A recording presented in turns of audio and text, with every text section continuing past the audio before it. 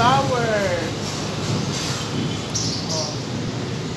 Ano na ngayon ng mga bulaklak ng sunflower. Kaso lang, gusto ng mama, magaling na.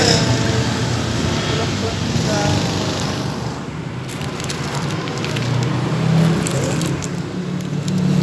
Sa init. Yan. Bulas lang, ano eh, walang buto oh. So, mga fruits ko yung sunflower, mga rose.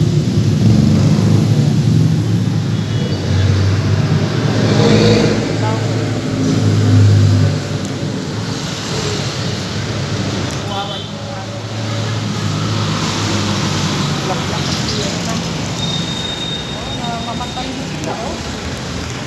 Mabilis mag-dry sa init.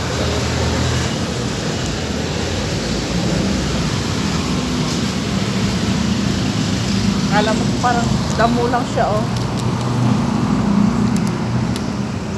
Pero important yung ano yan eh oh.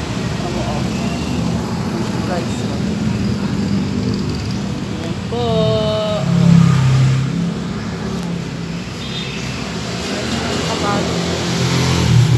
Centurium. Centurium nila.